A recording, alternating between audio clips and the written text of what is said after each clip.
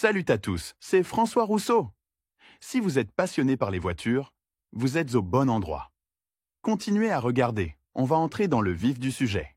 Armée, pour certains jeunes hommes, ce mot ne suscite que des émotions et des associations négatives, tandis que d'autres perçoivent le service comme une occasion d'acquérir de l'expérience et du courage, d'obtenir une spécialité militaire, de passer de l'état d'adolescent à celui d'homme à part entière. Quelle que soit l'attitude à l'égard du service militaire obligatoire, tout jeune homme ayant atteint l'âge de la conscription et ne présentant aucune contre-indication sociale ou médicale est soumis au service militaire. Ces derniers temps, on demande souvent aux appelés s'il est possible d'obtenir un permis de conduire parallèlement à leur service dans l'armée, et comment y parvenir dans la pratique, ce qui n'est pas surprenant. Le coût des études dans les auto-écoles nationales est trop élevé, et le temps perdu pendant le service serait compensé par un permis de conduire, des avantages financiers et de nombreuses autres perspectives, notamment la possibilité de vivre la vie quotidienne de l'armée en tant que conducteur et, après l'armée, d'avoir non seulement des compétences, mais aussi une expérience de conduite impressionnante. Examinons en détail les conditions d'obtention d'un permis de conduire auprès de la commission militaire conformément à la législation en vigueur et essayons de comprendre en détail les questions qui intéressent les appelés à propos de l'obtention d'un permis de conduire. La possibilité d'obtenir un permis de conduire pour un appelé. À la question de savoir s'il est possible de passer un permis de conduire dans l'armée,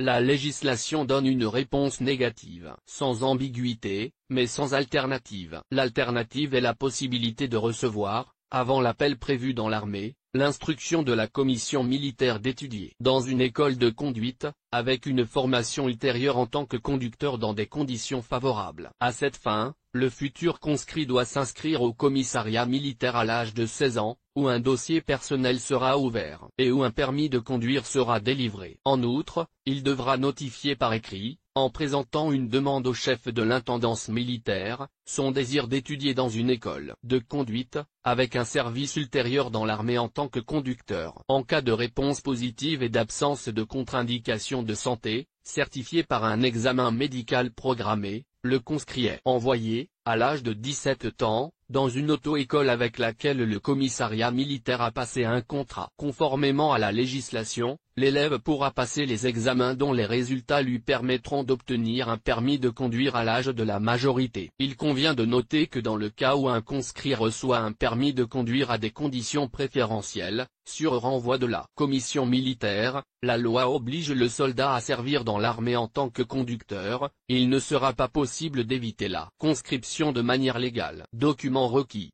Pour obtenir un permis de conduire, le futur soldat doit, sur présentation d'un document du commissariat, se rendre dans l'établissement spécifié dans le document de distribution. En même temps que la demande, il devra présenter à l'institution les documents suivants, une copie et l'original du passeport et, dans certaines écoles, un code d'identification, un certificat de santé du commissariat militaire, attestant de l'aptitude de la recrue à l'armée et de l'absence de contre-indication à l'obtention du permis de conduire. Des photographies au format 3x4. Le consentement écrit de l'un des parents, si l'élève est mineur. En outre, une demande d'inscription dans l'établissement d'enseignement, dont le formulaire est délivré dans l'auto-école, est rédigé sur place. Quant à la durée de la formation, elle peut varier de 3 à 6 mois, tandis que le calendrier de la formation, la possibilité d'étudier le soir ou seulement le week-end et d'autres aspects organisationnels sont convenus directement dans l'auto-école avec le responsable du processus de formation. Lire aussi, recommandations utiles et importantes pour les conducteurs novices après avoir suivi la formation théorique et pratique.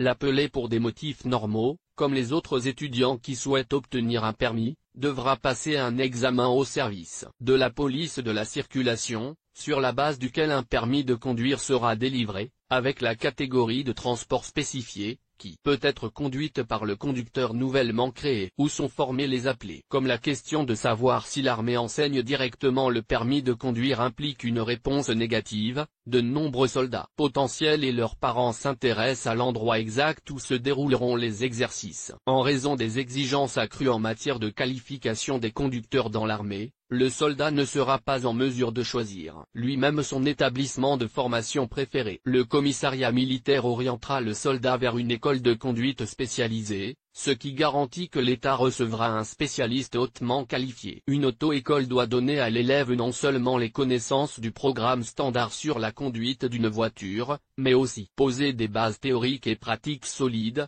permettant de comprendre la structure de la voiture, qui est ensuite utilisée dans des situations extrêmes et d'urgence, lorsque le besoin se fait sentir d'effectuer des réparations urgentes. Ces écoles comprennent des institutions de la vieille école, DOSAF, qui existent dans presque toutes les régions du pays, et l'élève sera envoyé dans l'une d'entre elles, la plus proche en termes d'emplacement. L'avantage d'étudier dans de telles écoles est la formation hautement qualifiée de spécialistes qui sont prêts à prendre une voiture à leur disposition pour le service militaire, à la conduire dans des conditions difficiles, à éliminer les pannes et les dysfonctionnements de manière autonome en cas de nécessité. En outre, la DOSAF, en tant qu'établissement d'enseignement, est très différente des structures privées similaires en ce qui concerne le calendrier et les exigences, et sur la base de certaines écoles sont également présents des cours supplémentaires qui enseignent comment faire fonctionner l'équipement militaire, et des classes sur la préparation physique des jeunes hommes pour le service à venir dans l'armée. En conséquence, il ne sera pas possible d'étudier comme si de rien n'était, les écoles ont des exigences élevées à l'égard des candidats, et en cas d'absentéisme et d'attitude inappropriée à l'égard des études, ils risquent d'être renvoyés. Ce dilemme est souvent résolu par les jeunes hommes de manière positive, en raison des privilèges particuliers que leur confère le statut de conducteur dans l'armée, ainsi que de la possibilité d'économiser sur les frais de scolarité. Coût de la formation.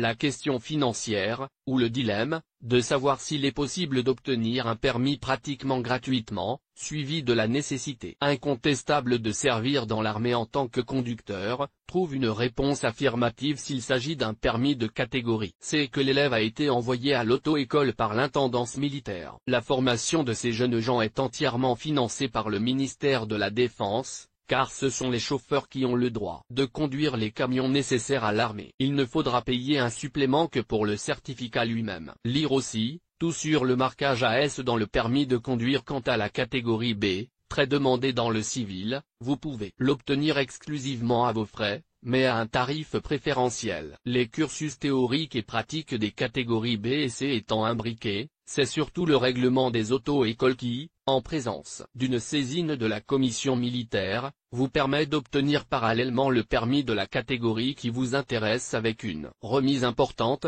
s'élevant parfois à 50% du coût total. Catégorie de permis disponible pour un soldat appelé. Autre question pertinente, les appelés ont-ils le droit de recevoir plusieurs catégories en même temps, ou la formation est-elle limitée uniquement par les exigences de la commission militaire? Comme nous l'avons déjà mentionné, le ministère de la Défense de la Fédération de Russie souhaite obtenir des conducteurs qualifiés pour le service dans l'armée qui ont une catégorie C ouverte, et c'est l'orientation de la formation fournie gratuitement aux soldats. Il est également possible d'obtenir d'autres catégories de licence, mais les conditions d'ouverture et le coût des études varient en fonction des règlements, du programme et de la charte d'une école particulière, de la région où elle est située et d'autres facteurs. De sorte que ces questions sont réglées directement avec la direction de l'établissement. Il n'est absolument pas possible d'ouvrir des catégories de droit qui comportent des restrictions d'âge. Par exemple, un conscrit de 18 ans ne peut prétendre à un certificat de la catégorie D, qui n'est accessible qu'à partir de l'âge de 20 ans. Probabilité de refus et motifs. L'obtention d'une orientation pour la formation au métier de conducteur auprès du centre de recrutement militaire ne présente souvent pas d'obstacle, car le service a besoin de conducteurs qualifiés et l'État encourage l'intérêt des soldats. Cependant, il existe des situations dans lesquelles un conscrit se voit refuser la possibilité de suivre une formation gratuite à la conduite, et elles peuvent consister en ce qui suit. Le jeune homme présente une contre-indication médicale directe au service. Un appelé ne peut pas conduire pour des raisons de santé. La demande de permis de conduire est supérieure à la demande de l'État en soldat titulaire d'un permis de conduire. Le jeune homme bénéficie ou devrait bénéficier d'un sursis en raison de son inscription dans un établissement d'enseignement supérieur, ou pour d'autres raisons sociales. Le candidat possède déjà une spécialisation qui est plus demandée dans l'armée que la qualification de conducteur potentiel. Casier judiciaire. L'État souhaite parrainer la formation des seules personnes qui rentabiliseront à 100% l'investissement dans l'armée. Les structures responsables vérifient scrupuleusement les candidats avant de les recommander, ce qui exclut la possibilité d'une esquive légale de l'armée à l'avenir et minimise les risques de formation gratuite de personnes inaptes au service. En résumé, tout citoyen russe de sexe masculin âgé de 18 à 27 ans est tenu d'effectuer son service militaire obligatoire, et l'État offre aux appelés une excellente occasion d'accéder gratuitement à une profession militaire, et pas seulement à celle de chauffeur. Un sujet en âge de conscription, qui a reçu les droits sur renvoi de la commission militaire, a un droit privilégié à servir dans une spécialité, et au civil un tel document sera positionné par les employeurs comme une priorité et une caractéristique positive d'une personne.